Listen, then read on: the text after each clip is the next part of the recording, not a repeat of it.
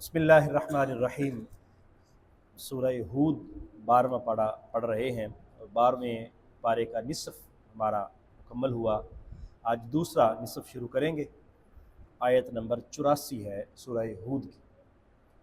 اعوذ باللہ من الشیطان الرجیم، بسم اللہ الرحمن الرحیم۔ وَإِلَى مَدْيَنَ أَخَاهُمْ شُعَيْبًا قَالَ يَا قَوْمِ اعْبُدُوا اللَّهَ مَا لَكُم مِّنْ إِلَٰهٍ غَيْرُهُ وَلَا تَنقُصُوا الْمِكْيَالَ وَالْمِيزَانَ إِنِّي أَرَاكُمْ بِخَيْرٍ وَإِنِّي أَخَافُ عَلَيْكُمْ عَذَابَ يَوْمٍ مُحِيطٍ۔ یہاں سے حضرت شعیب کا اور ان کی قوم کا ذکر شروع ہو رہا ہے۔ پہلے ہم نے مختلف اور انبیاء کرام کا تذکرہ پڑھا، حضرت نوح کا ذکر پڑھا، قوم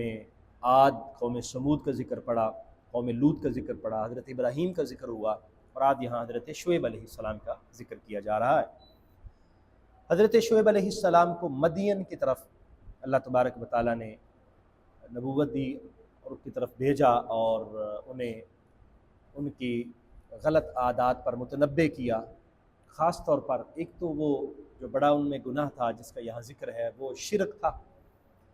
بت پرستی تھی، اور دوسرا عملی طور پر جو بڑا گناہ تھا وہ ناپ تول میں کمی کرنا تھا، اس کا یہاں ذکر کیا جا رہا ہے اور ان کو سمجھایا جا رہا ہے۔ وَإِلَى مَدْيَنَ أَخَاهُمْ شُعَيْبًا، اور مدین کی طرف ان کے بھائی حضرت شعیب کو بھیجا، یعنی ان کے جو قوم کے فرد تھے حضرت شعیب علیہ السلام، ان کو رسول بنا کر مدین کی طرف بھیجا۔ قالا، انہوں نے فرمایا، یا قومی، اے میری قوم، اعبدوا اللہ، تم اللہ کی عبادت کرو، ما لکم من الہ غیرہ، تمہارا اللہ کے علاوہ اور کوئی الہ نہیں ہے، اللہ کے علاوہ تمہارا کوئی اور معبود نہیں ہے، وہی وحدہ لا شریک تمہارا معبود ہے، اسی کی عبادت کرو۔ ولا تنقصوا المکیال والمیزان، اور کمی نہ کرو ناپ اور تول میں۔ انی اراکم بخیر، میں تمہیں دیکھتا ہوں کہ خوشحال ہو، خیر کے ساتھ ہو، خیر ہے تمہارے پاس، مال و دولت ہے۔ وانی اخاف علیکم، اور مجھے خوف ہے تم پر، عذاب یوم محیط، ایسے دن کے عذاب کی جو سب کو گھیر لینے والا ہے۔ تو حضرت شعیب علیہ السلام نے دو چیزیں انہیں سمجھائیں۔ ایک تو یہ کہ اللہ کے علاوہ کسی اور کی عبادت نہ کرو، کیونکہ وہی معبود برحق ہے اور اس کے علاوہ کوئی اور معبود نہیں ہے، اور دوسرا جو تم ناپ تول میں کمی کرتے ہو یہ چھوڑ دو۔ مدین کے حوالے سے کتب تفسیر میں آتا ہے کہ یہ ایک عالمی منڈی کی حیثیت رکھتا تھا اس وقت، اور بہت زیادہ تجارتی قافلوں کا آنا جانا، اور یہاں پر خوشحالی اور فراوانی تھی۔ تو حضرت شعیب نے ان کو سمجھایا کہ تمہارے پاس کوئی کمزوری ہو، مالی طور پر تم غریب ہو یا کوئی محتاج ضرورت مند ہو، تو چلو پھر بھی سمجھ آتا ہے بھئی ان کی پوری نہیں ہوتی تو اس وجہ سے یہ ناپ تول میں تھوڑی بہت کمی کر لیتے ہیں۔ تم ٹھیک ٹھاک ہو،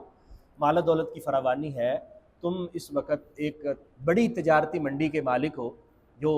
تمہارے پاس امپورٹ اور ایکسپورٹ کا سسٹم چلتا ہے، اور مکہ والے مسلسل یہاں پر آتے تھے اور اپنے قافلے لے کر، صرف مکہ نہیں پورے عرب کے بلکہ پوری دنیا کے قافلے۔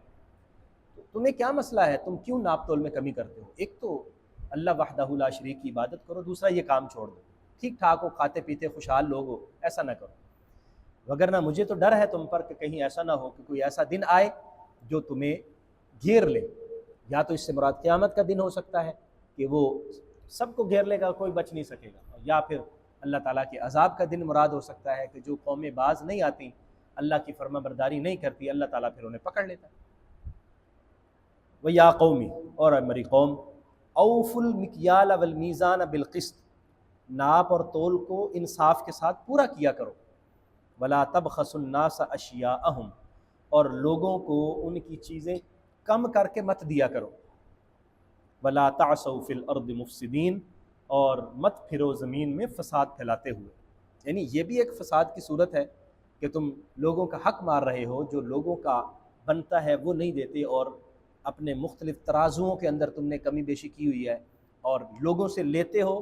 جب کسی سے چیز لیتے ہو تو پوری پوری لیتے ہو، وہ تمہارے باٹ اور تمہارے اوزان علیحدہ سے ہیں، لیکن جب تم لوگوں کو دیتے ہو تو وہ تم نے علیحدہ سے رکھے ہوئے ہیں، ان میں تم نے کمی کی ہوئی ہے۔ بقیت اللہ خیر لکم، اللہ تعالیٰ کی دی ہوئی روزی بچ جائے وہ بہتر ہے ان کنتم مؤمنین، اگر تم مومن ہو۔ یعنی اللہ جو رزق حلال عطا فرماتا ہے وہ تمہارے پاس بچا ہو، وہ تمہارے پاس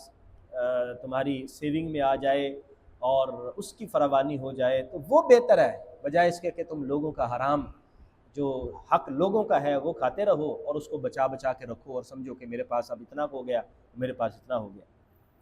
ما وما انا علیکم بحفیظ، اور میں تم پر کوئی نگہبان نہیں ہوں کہ ہر وقت تمہارے سر پہ کھڑا رہوں اور تمہیں کہتا رہوں کہ یہ نہ کرو اور وہ کرو۔ میں تمہیں سب قوم کو بحیثیت مجموعی جو غلطی ہے وہ سمجھا رہا ہوں اور وہ بتا رہا ہوں۔ قالو، انہوں نے کہا، یا شعیب، اے شعیب، الصلاۃ تأمرک، کیا تمہاری نماز تمہیں یہ حکم دیتی ہے ان نترک ما یعبد آباؤنا، کہ ہم ترک کر دیں اس کو جس کی ہمارے آباء و اجداد بھی عبادت کرتے رہے، او ان نفعل فی اموالنا ما نشاء، اور ہم اپنے مالوں میں اپنی مرضی بھی نہ کر سکیں، یعنی جو ہم چاہتے ہیں، مال ہمارے ہیں، ہم اپنے مالوں میں اپنی مرضی بھی نہیں کر سکتے۔ آپ ایک ہمیں کہتے ہیں یہ اللہ کی عبادت کرو، ہمارے آباء و اجداد نے تو ایسا نہیں کیا، وہ تو مسلسل ان بتوں کی عبادت کرتے آ رہے ہیں، آپ ہمیں ہمارے آباء و اجداد کی جو راہ ہے اس سے ہٹا کے اپنی طرف لگانا چاہ رہے ہیں۔ دوسری بات یہ ہے ہمارے مال ہیں، ہمارا پیسہ ہے، ہمارا مال و دولت ہے، تجارت ہے جو ہماری ہے، وہ ہم اپنی مرضی سے جو مرضی کریں۔ آپ کی نماز آپ کو یہ حکم دیتی ہے کہ آپ ہمیں یہ باتیں بتاتے رہیں۔ انکا لانت الحلیم الرشید، بس آپ ہی ایک عقل مند اور نیکوکار ہیں، یعنی اس ہماری پوری سوسائٹی کے اندر آپ ہی نیک آدمی، اور کوئی بھی نیک آدمی نہیں ہے، ہمیں کوئی بھی تنگ نہیں کرتا، کوئی کچھ نہیں کہتا، ہم جیسے مرضی کر رہے ہیں، آپ ہی ہیں ایسے جو نیک بن رہے ہیں اور ہمیں بار بار بتاتے ہیں کہ ایسا کرو ایسا کرو ایسا کرو۔ قال یا قومی، آپ نے فرمایا اے میری قوم، ارأیتم، مجھے بتاؤ، ان کنت علی بینۃ من ربی، اگر میں اپنے رب کی طرف سے ایک دلیل پر ہوں، میرے پاس بینہ ہو، دلیل ہو اللہ کی طرف سے، میرے پاس ایک مستقل طور پر حجت موجود ہو،